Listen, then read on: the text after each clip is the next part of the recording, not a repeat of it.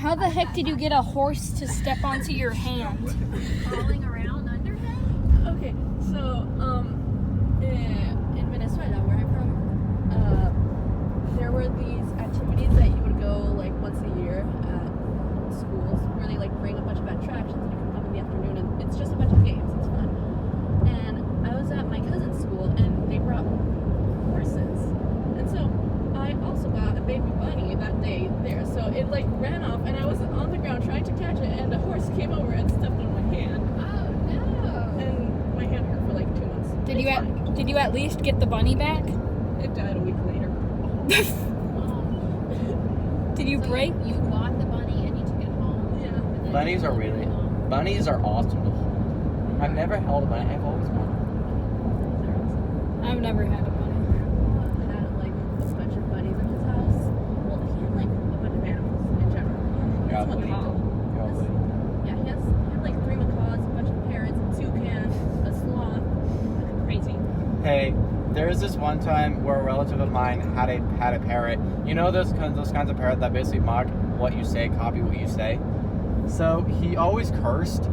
So the bird will always, every time you like go into the girl, they're like, "Hey, what's up, brother?" Oh no. He always would also. I mean, that relative, he's dead now. So I've never met him. So He was Marcelo, a. when did you come to the United States? Last year. Oh, really? The reason she's able to speak both English and Spanish is because one of her relatives is from Pennsylvania originally. Well, my grandma, she was from Pennsylvania, and when she had my aunts and my dad, she like taught them all English and in a Spanish environment. And she also started a preschool, an English American style preschool in Venezuela. So I was there at that preschool, so I also learned. So. Yeah.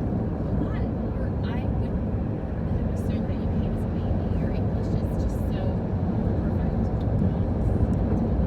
You know, I recently learned where my great grandfather came from. So he is from Ireland, I believe, County Ireland, and the reason he's Irish American is because I believe, you know how in New York there was this like ferry that took like immigrants to go work at like at factories.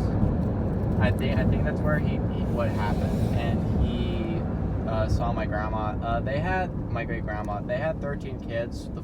Their fourth kid being my grandpa. The great grandma Jenny, she died in 2019, which was kind of sad because I only met her once. Which my baby half-brother, LD, like literally just the letters, is named after our great-grandfather. And he was born in the middle of a blizzard near Lubbock. And since they had to incubate him in an oven, the store clerk was told his parents to not get too attached to him because he was born prematurely, and so he needed to be warmed up in the middle of the blizzard. And since they didn't want to get too attached to him, they took the first letters of both of their names and combined them to make LD. Is he still called LD? No, he died a couple years ago, but he lived.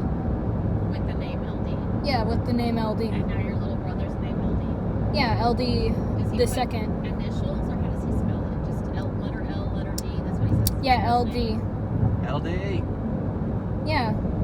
And my initials are LDM, his initials are LDM, my father's initials are LDM, my grandfather's initials are LDM, my mom's initials are LDM, my great-grandfather's initials are LDM. Wow. That's a lot of combinations. Yeah. I have a story where when I was a child, I purposely slammed a door on my sister's arm. And so I was little. I didn't exactly get along with my sister. I do now. She's like 20, which makes her about 3.5 years older than me. So she was like 9 and I was, I guess, 6. And I was being annoying to her, and I didn't know her arm was near like where the door was. So while I was outside the door, I heard a scream, and then when I opened it, I saw like a bit of skin. Dear. Ugh. My dad ended up spanking me after that. That's the only like minor physical abuse I got.